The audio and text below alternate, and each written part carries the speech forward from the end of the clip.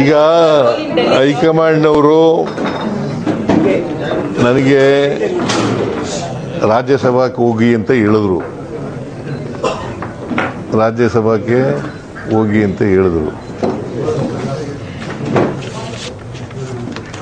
ನಾನು ಬಹಳ ವಿನಮ್ರವಾಗಿ ಆಗಲ್ಲ ಅಂತ ಹೇಳಿದೆ. ನಾನು ರಾಷ್ಟ್ರ ರಾಜಕಾರಣದಲ್ಲಿ ನನಗೆ ಆಸಕ್ತಿ ಇಲ್ಲ, ರಾಜ್ಯ ರಾಜಕಾರಣದಲ್ಲೇ ಇರ್ತೀನಿ ಅಂತ ಹೇಳಿದ್ದೀನಿ. ನನಗೆ ಇನ್ನ ಜನ ಆಯ್ಕೆ ಮಾಡಿರೋದು ನನಗೆ 5 ವರ್ಷಕ್ಕೆ, ಇನ್ನ 2 ವರ್ಷ ಇದೆ. ಅಲ್ಲಿವರೆಗೆ ಕರ್ನಾಟಕದ ಜನಗಳ ಪರವಾಗಿ ಮತ್ತು ನಮ್ಮ ಕ್ಷೇತ್ರದ ಜನಗಳ ಪರವಾಗಿ ಮುಂದಿನ ರಾಜಕೀಯ ಪಯಣದಲ್ಲಿ ನಿಮ್ಮ ಪಾತ್ರ ಹೇಗಿರುತ್ತೆ ಸರ್ಕಾರದ ಸಂದರ್ಭದಲ್ಲಿ?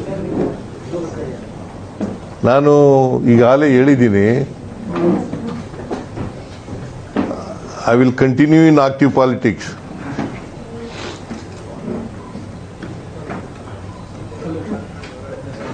ನಾನು ಕೋಮು ಶಕ್ತಿಗಳ ವಿರುದ್ಧ ಹೋರಾಟ ಮಾಡ್ತೀನಿ ಅಂತ ಹೇಳಿದ್ದೀನಿ.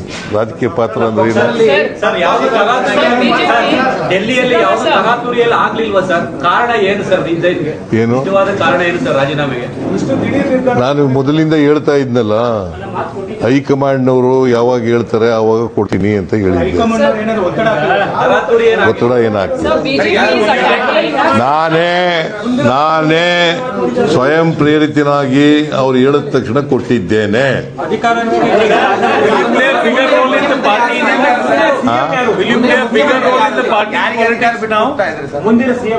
ಒಬ್ರು ಕೇಳಿದ್ರೆ ಹೇಳ್ಬೋದು, ಎಲ್ಲರೂ ಒಟ್ಟಿಗೆ ಕೇಳಿದ್ರೆ 4 ಜನ 5 ಜನ ಕೇಳಿದ್ರೆ ಯಾರಿಗೂ ಉತ್ತರ ಕೊಡೋದು?